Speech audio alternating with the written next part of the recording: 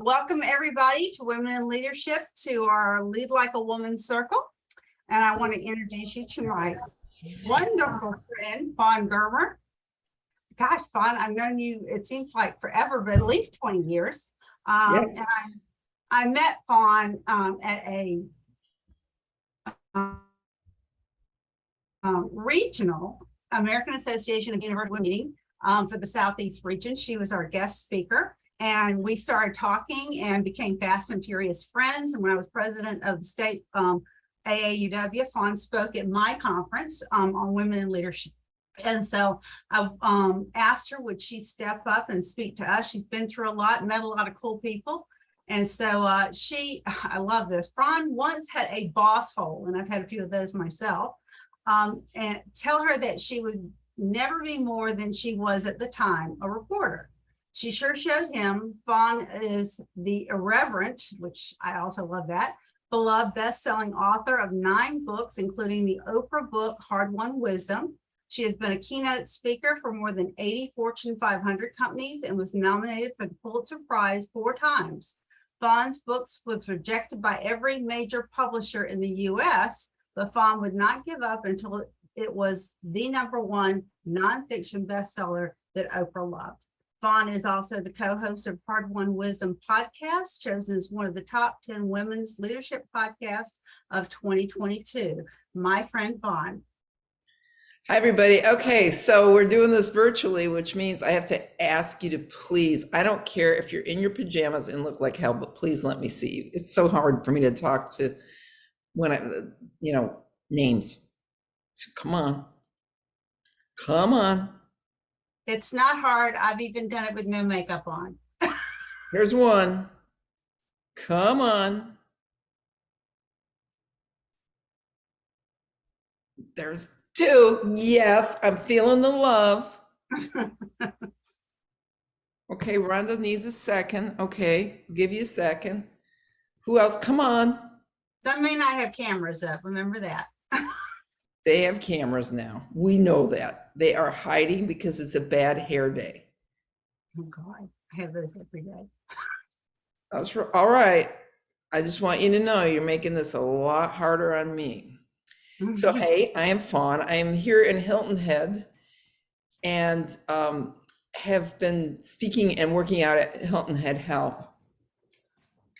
And let me tell you, I am a Floridian, and it's hot in Florida, but there is something really deceptive about your heat, which is you think you kind of are okay, and then you get done and you can't move for about 4 hours. So gulping the electrolytes down. And if I sound a little woozy, it's because of South Carolina. So I do love South Carolina. I do love Hilton Head. It's good to be sharing the same state air as you all. It's good to see Trish. You know, Trish, you said that about that state conference. You know, that was so long ago that I remember that I flew there and it was the day that Pope John Paul died. That's how long ago that was. You remember how late we sat up talking? No. I don't remember everything in my life. I'm sure we had fun though.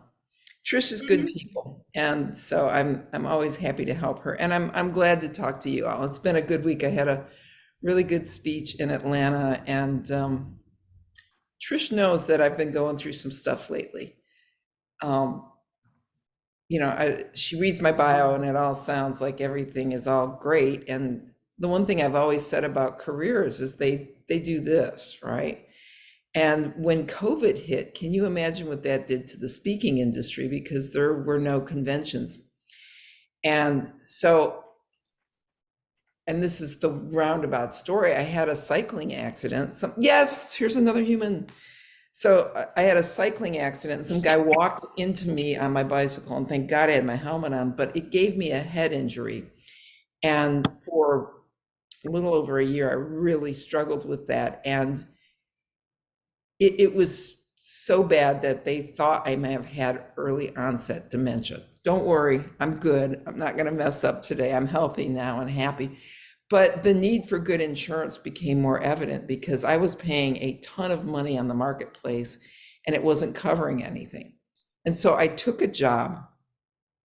And can you imagine taking a job after 23 years of being self-employed, chasing your dreams, loving every minute of your work, and then suddenly you have a boss?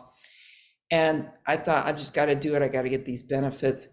And my friends were supportive, but I don't think they had any idea how emotionally hard on me that was. And Trish is the one who sent me a card saying, I know this was a big deal for you, and I'm never going to forget it. I also want her to be one of the first to know, I'm gonna quit it. I had such a good event in Atlanta, and it was weird. Every time I have ever made a decision based on money or benefits or something like that, it has always been a mistake. And when I was up there speaking, it's like I heard God in my head saying, get back on your path. You are off your path. Get on your path. And I got a great standing ovation. And when I came down off of that, I thought, I can do this. So be the first to know I'm back in my skin.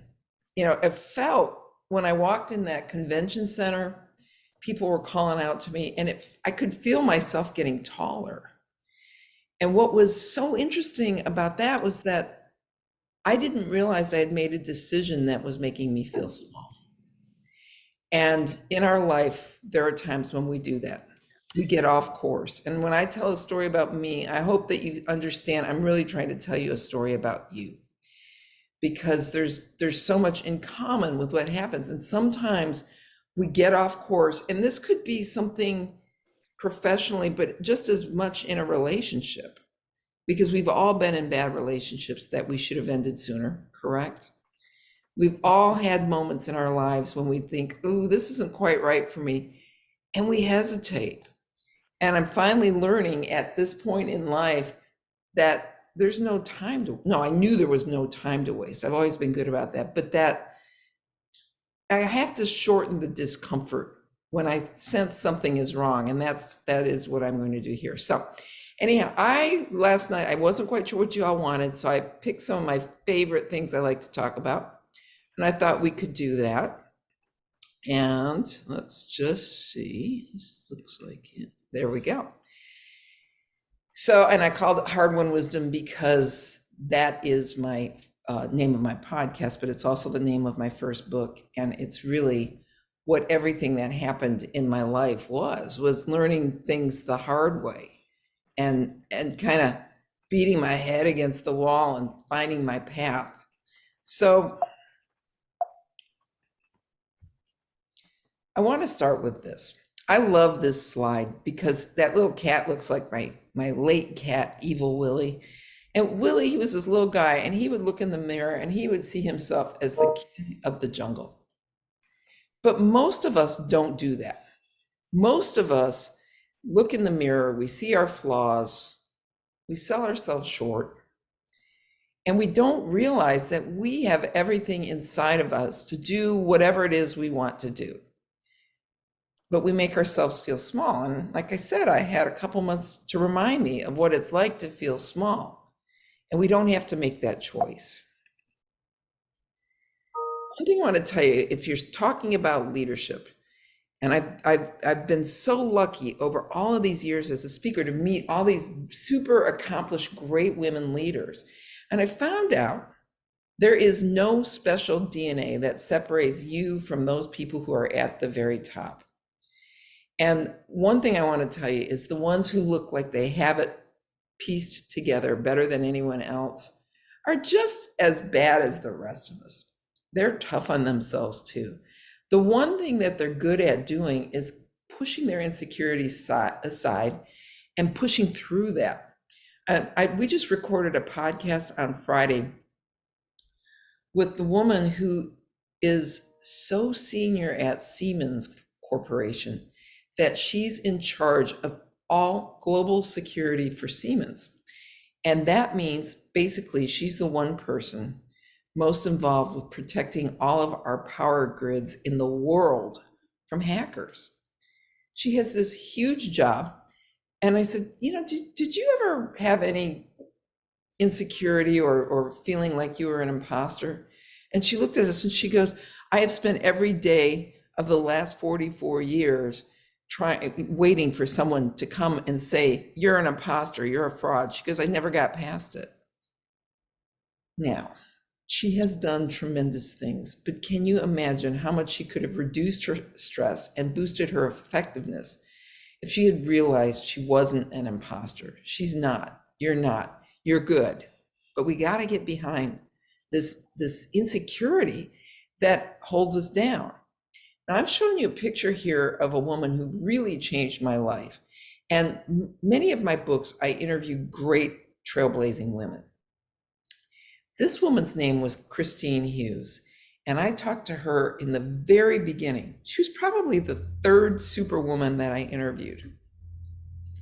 She's the founder of Nature's Sunshine Vitamins, and what she's doing in that picture is she and her husband are taking cayenne pepper and stuffing it into little capsules.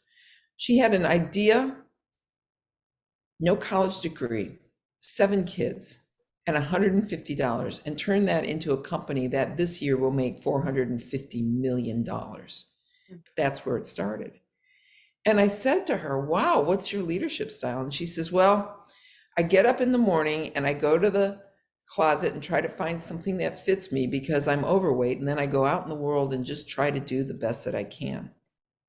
And I said, well, let's talk about your weight, because my life, my weight has gone up and down the whole, well, I'm at Hilton Head Health.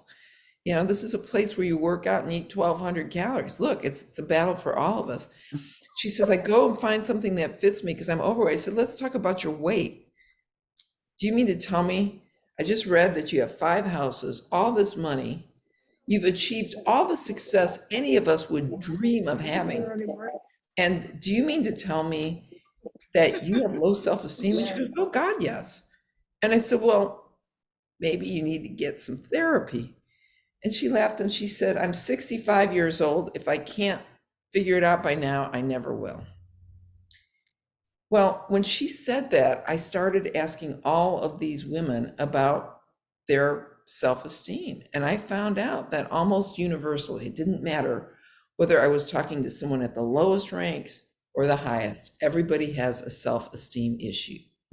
So if the people we put on pedestals have self-esteem problems, doesn't that mean it's not real? I mean, all those negative voices in our heads, we can't all suck, right? And we don't. So we have to be able to put that in check. And fortunately for me, I've been able to put that in check because I've seen that so much with these high-performing women. And if they don't have good self-esteem, then that's just a game we're playing on ourselves. It is also interesting how much of the self-esteem problem is rooted in body image. It doesn't matter professionally. It's like they still feel bad because of what they weigh, or if they're getting wrinkled or they got a zit or whatever. It's body image. And or it's always presentation. So I was doing a keynote for Kraft once, and I was talking about this, and the executive vice president walked in, and I was just in the middle of that, and I shouted out, hey, Karen, what negative things have you said about your hair, about yourself today? And she goes, oh, my hair looks like crap and my pants are too short. Now, that's what we do, is we spend all day going over all of the things that are wrong instead of just making peace with them and betting on what's right. And that's what we have to do. Because I have to ask, why is it that you will say meaner things to yourself than you would say to someone that you can't even stand? And it's true. How many of you agree? True? Can't hear you. Yes. Okay, it is true. It's like we're mean to ourselves. And how many of you will say meaner things to yourself than you would say to somebody you've never met, a stranger, right? And then what would you do if someone said those same mean things to your kid? Smack them upside the head. Right. And yet you're doing that to yourself all day long. And I tell you this, a healthy body is a perfect body. We can go over this again and again and again, but all it takes is one health crisis. I learned that with my head. I've had close friends fighting cancer and other problems. And once you realize how fragile your health is, you realize that it doesn't matter if you're overweight, if you're healthy. So embrace your healthy body. The other thing is embrace yourself. Now, I don't know where, if you can see on the screen this woman's picture, but to the right is a woman named Ann Tish. And I interviewed her long ago because she was the founder of the Harlem School for Girls. And that was a project that started in Harlem where they would take at-risk girls in kindergarten and start mentoring them so that they would finish up, get through school, be successful. And it was a great idea. So I loved that. And I interviewed her and we got on great on the phone. And she goes, next time you're in New York, I would just love it if you would have lunch with me. And I said, oh, I'm going to be going in 3 weeks. And, this was not long after my starving author phase, which I've spared you that story of how I quit my job to write a book and it got rejected everywhere. And I starved for a long time, but I'm in New York and the best I can do is going to the Howard Johnson's on Times Square. And I've got that reservation. And before I leave, I'm going over my itinerary with my agent. I said, okay, I'm going to go see my editor and I'm going through everything. I said, then I have lunch with this lady, Ann Tish. And my agent says, well, you know who that is, don't you? I said, yeah, she's the founder of Harlem School for Girls. She's in my book. She goes, no, Tish, do you not know the Tish name? Well, apparently they didn't get down to me in Florida. And she goes, look, they owned the football team. They own CBS, they own all the Lowe's hotels, half the real estate, and you need a new wardrobe. So my friends march me off to Neiman Marcus, and I go and I get myself a new suit. It's on sale, of course, and it's too tight. But it's a nice suit. And I'm there in the Howard Johnsons and I'm getting ready to go out and have lunch with this woman who's apparently one of the richest women in the world. And I look at my closet and I see the Neiman Marcus suit and then the suit I had gotten at Dillard's 2 years earlier and worn 100 times. And it's Neiman Marcus or Dillard's, Neiman Marcus or Dillard's. And I went with the Dillard's suit. I grabbed the fake Fendi purse that I had bought on Canal Street and I went out in the world to do the best I could. And we get to this Lowe's hotel where I'm supposed to meet her, and it's this dining room where they're, silver service and chandeliers. And I walk in there and we meet and we sit down and everybody's stopping by the table like, oh, Ann, so good to see you. And the wait staff is all over her like, Mrs. Tish, can I warm up your coffee? Mrs. Tish, would you like fresh chocolate chip cookies from the oven? And I'm like thinking to myself, this really would suck. So I just looked at her and I said, does that get old after a while? She goes, yeah. She goes, sometimes I just have parties and I lock myself in the bathroom with my cell phone and I call my girlfriends. I said, oh, I can see why. And she goes, well, you're a professional speaker. You must have to travel a lot. And I said, yeah, there is nothing I love more than Friday night being home with my girlfriends, followed by a nice trip to Super Walmart.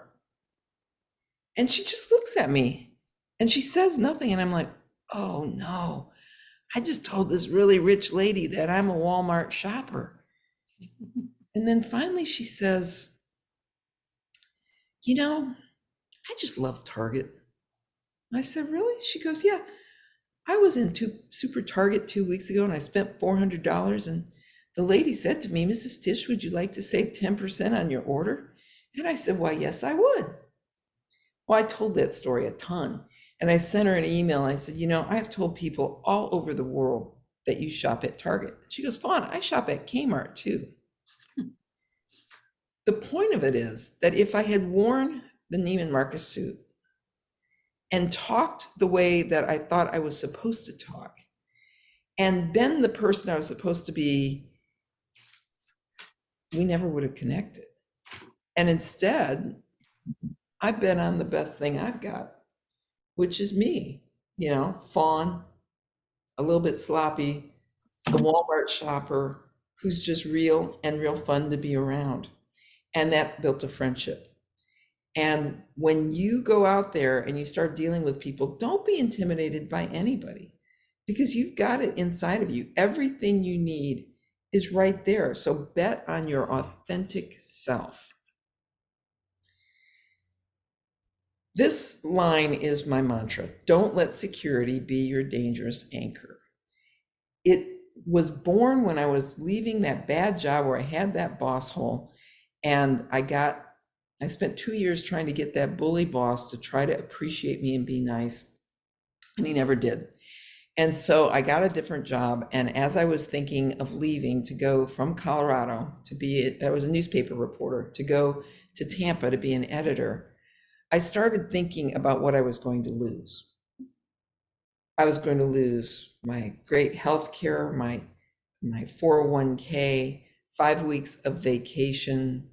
I was going to lose living in the Rockies, all my friends there. But I was coming back to Florida. And I just kept thinking, I've got this union protected job. I can't be fired. What am I doing? And a friend told me this. She says, don't let security be your dangerous anchor. And she said it again, don't let security be your dangerous anchor. And I jumped. I went to Florida. I went into management at the Tampa Tribune. And I sucked because everything that made me a very aggressive and hard-charging reporter made it hard for other people to deal with me. And women have a very different zone of operation of where they can be effective. And I needed a book telling me how to be effective as a strong woman in a male-dominated environment. And I went to Borders, and Borders was this place, it was a store, and it had a bunch of books in it, and it was called a bookstore. And so I went looking for a book telling me how to be an effective woman in a male-dominated environment, and there was nothing. And I started interviewing great women leaders to find out what they learned the hard way. And I thought, I'm going to write this book. It's going to be a bestseller. I had this big dream and big plans. And the one thing they all said again and again and again is that the only way that you can actually test your mettle is to take a risk and bet on yourself. You'll never know your potential until you just dive in. And that's what led me to quit my job. I had saved enough to make it about a year. I didn't know I was going to have to scrape by for 3 years because that book was rejected by every major publisher in the United States. But I had to figure out what the problem was. I did. I sold the book, got the first copy the day before 9/11. So then my book tour got canceled. It was like one thing after another to test if I really wanted it. And I fought my way through that. And then I wrote my 29 letters to Oprah. My book became a bestseller before Oprah got it, then Oprah got it, and then the world opened up to me. And none of that would have happened if I had quit. So you just have to take a risk and bet on yourself. When you're going to do something big that is, out of your wheelhouse, you have to figure out how you're going to get started. And this is a picture of Catherine Switzer, who's a pretty good friend of mine. She's the first woman who ever ran the Boston Marathon. And she, as you can see in this picture, the race director didn't like that a woman was on his course, and he's the guy in black. And he's trying to knock her and pull her off the course. And then Catherine's boyfriend at the time pushes him out of the way, and then she made history.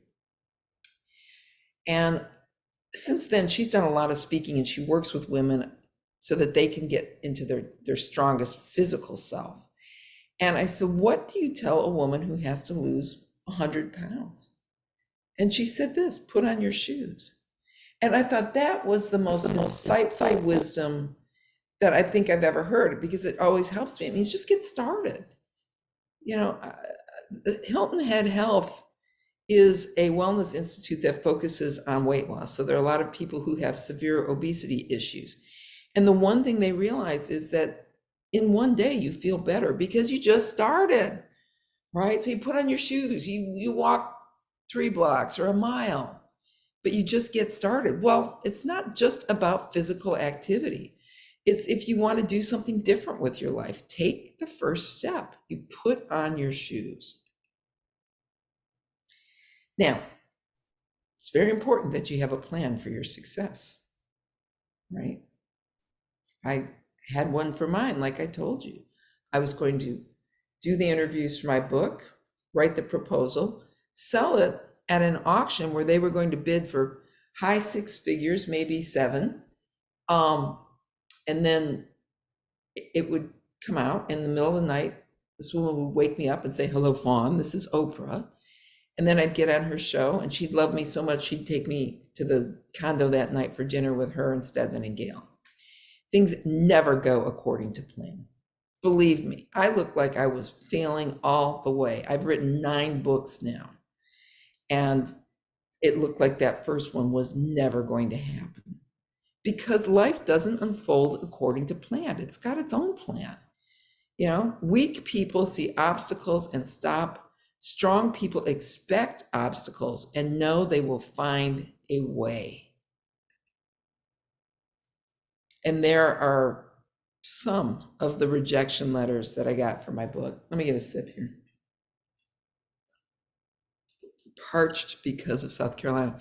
So those are all my rejection letters.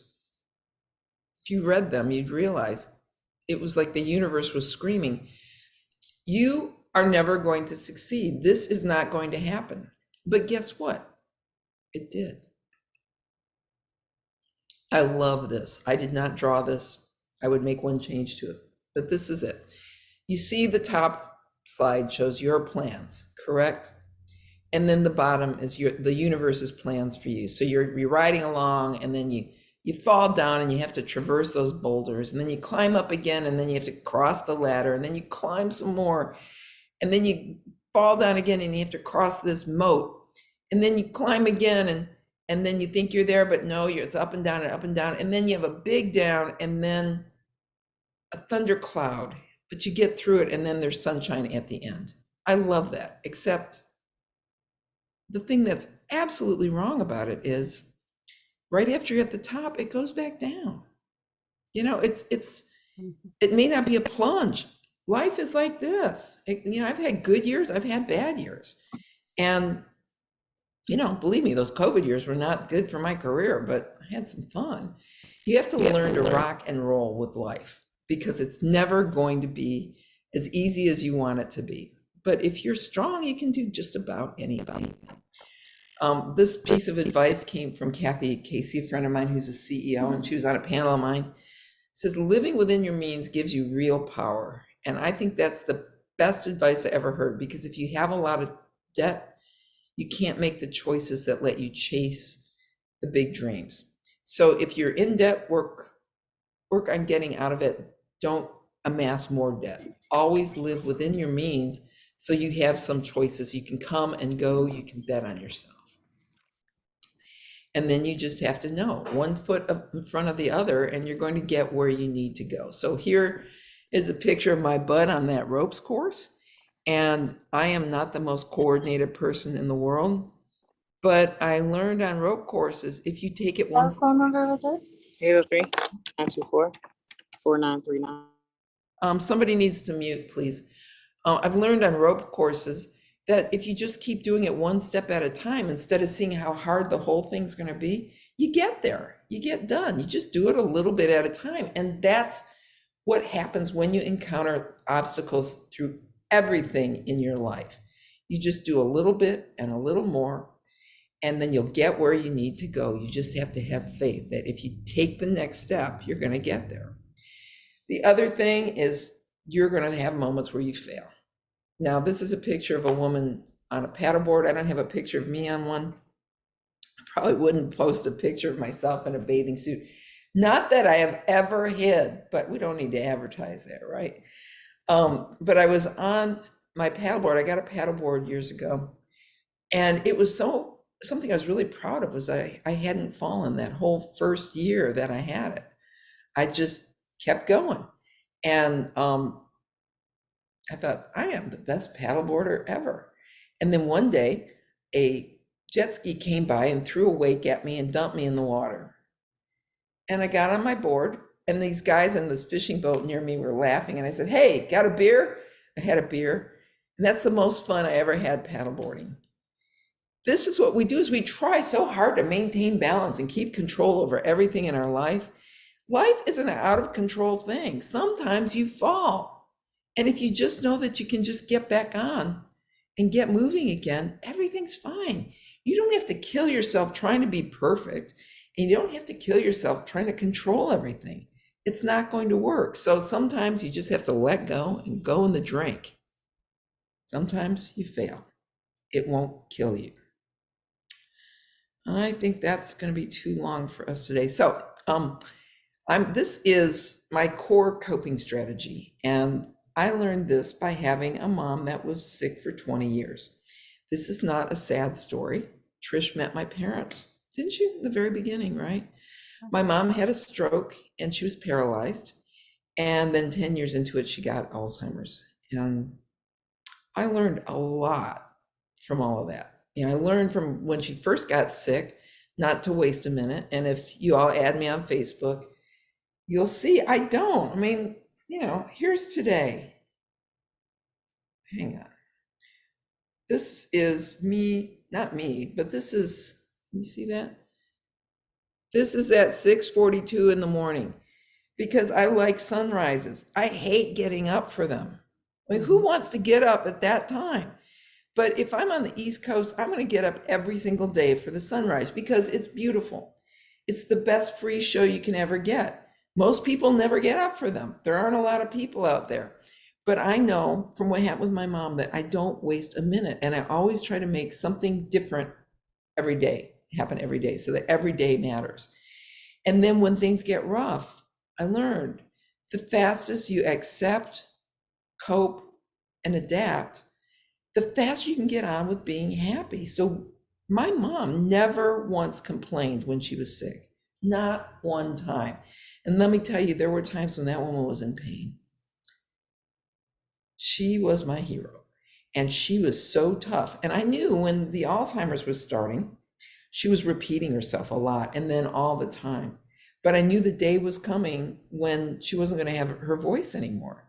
And so I just learned to love the sound of her voice and the fact that she was excited and animated telling me her stories. And then it got worse. And then, she couldn't talk anymore. And I was just glad that she was there. I could hug her and she'd take my arm, and then she didn't know me, but she knew I was important. And you know what? I knew her. And then even at the end, when there wasn't much going on, I would walk in her room and I was hit by this whoosh of love. And I could use that whoosh of love right now that she's gone.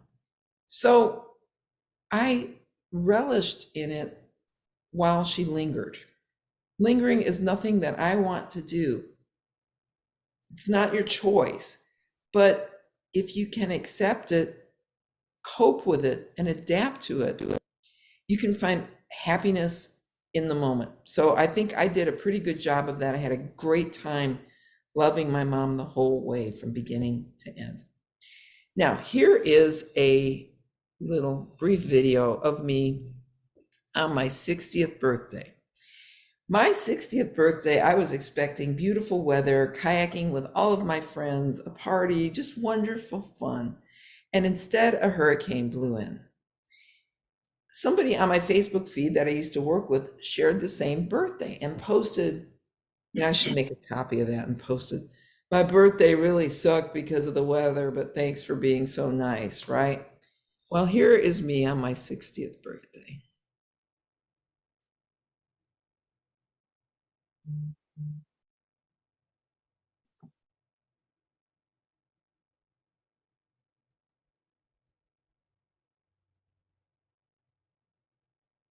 And I did not know this video was being recorded.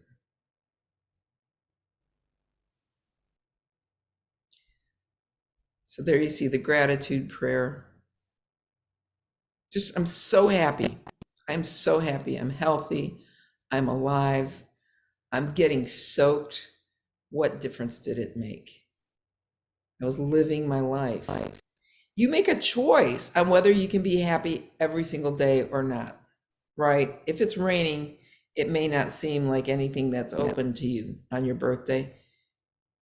But I believe that's a happy woman right there.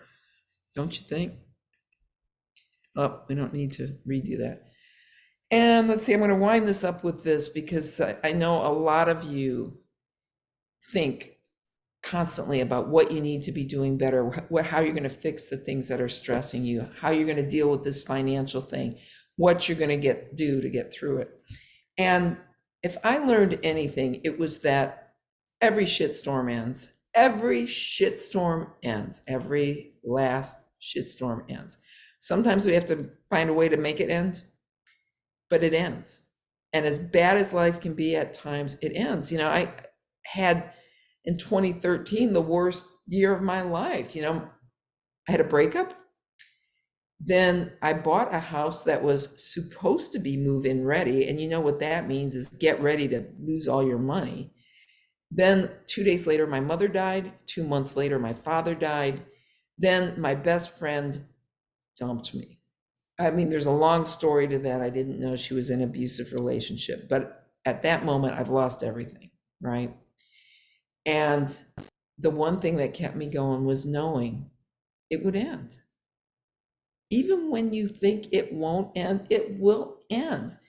You know, that year was so bad, and I was really in a funk at the anniversary of my mom's death. And I thought, you know, I need to help this along. And what I did was I started walking the beaches in my home county, and I'm in Pinellas County, which includes everything from St. Pete beyond Clearwater to Tarpon Springs. And I decided every day I would walk a different segment of beach. So I would walk 7 to 13 miles a day, put my bike at the end of it, bike back to my car, and then the next day pick up right where I left off. And you can bet I'm going to do it again this fall. I think I've done it 6 times. I've lost count.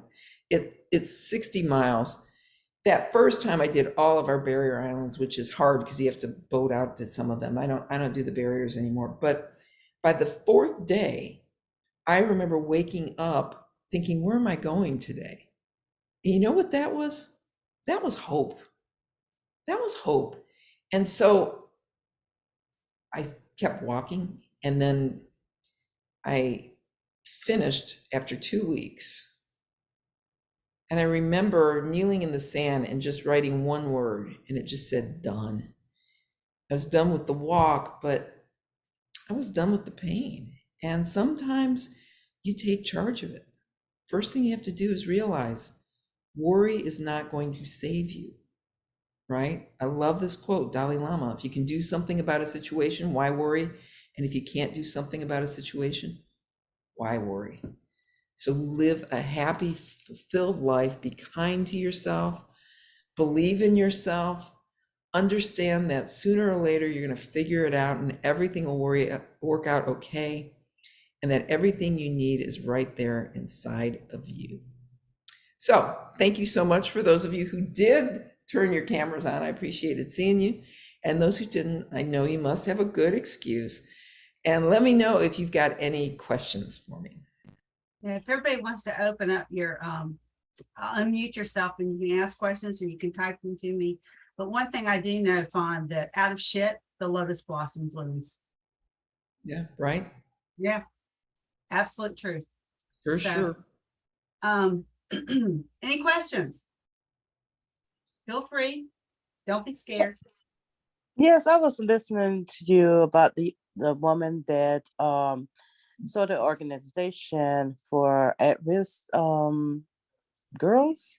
I have a nonprofit that is geared towards the youth and young adults. Right now, yes, I started in 2018. In 2 weeks, I got 300 kids signed up, and it's in an area where it's not, it's more, it's low income. So I'm trying to see how that woman, I think her name was Miss Tish, I'm not sure.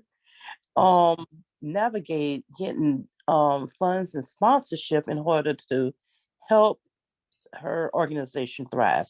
I think it would be a little different. I mean, she's rich, so she probably called a bunch of rich people and said, "Give us money," you know? And I have known, and this is why I'm gonna tell you,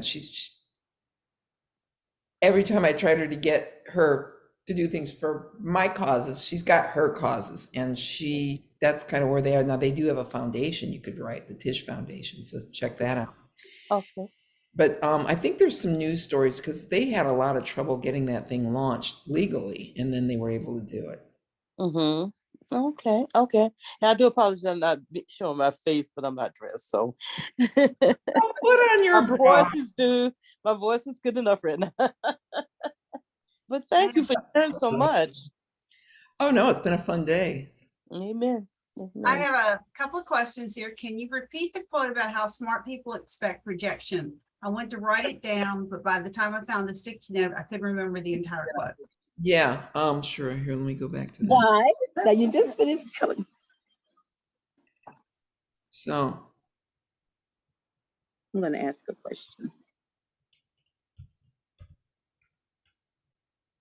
there it is. Weak people see obstacles and stop. Strong people expect obstacles. No, they will find a way.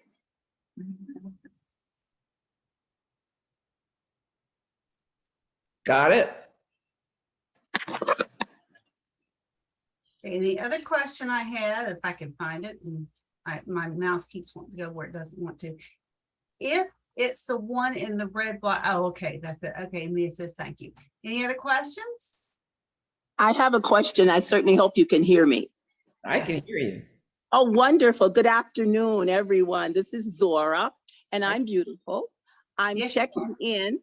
I'm checking in. Thank you so much. This is my very first time connecting with the group. I'm in the Lancaster, Heat Springs, Kershaw area, if that means anything to anyone. I'm in the process of completing my book, and I am looking for an editor for the book. I don't mind mentioning the title of the book, but the book is Your Life is Speaking. Are You Listening? Oh, And I want to, it's about my life, and I'm a widow. And when I got to the chapter that talked about that death, I stopped. So I need to recharge and find an editor. Please help.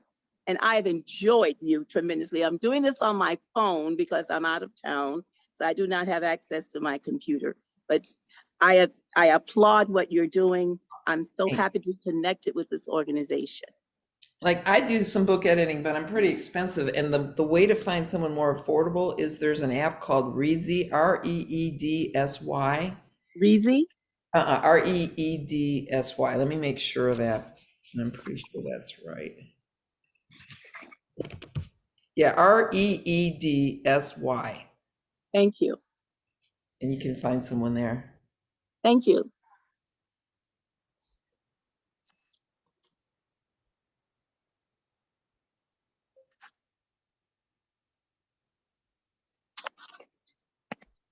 Anybody else?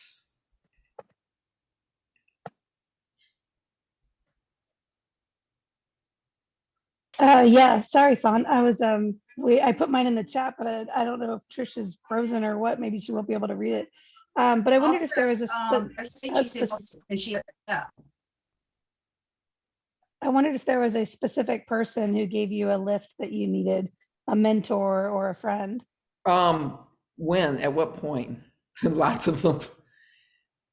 So you mean when I'm struggling? Yeah, I mean, maybe career-wise. I mean, you mentioned going into employment and then coming back out for entrepreneur things like that. No, I was in employment until 1999 and then until now. And most of my mentors are what I call accidental mentors. Somebody who I look up to says the right thing at the right time.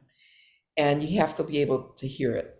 And that's a whole other chapter in my life, which those professionally, some people gave me some advice that was really important, but when my book wouldn't sell, somebody said, you ought to be a professional speaker. They make a lot of money. And I was like, you get paid for that? And it's just, somebody has to say the right thing at the right time, but we also have to hear it and follow up. And that gave me my best career ever. I mean, I love speaking. And if you know of speaking opportunities, people, I need them, okay? And that was just happenstance. And then, you know, there's a picture when I come right out of my office. It's only this big.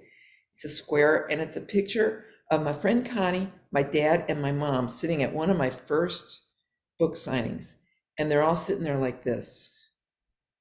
And to me, your friends and family get you there. And that's what that says. And I think of that every single time.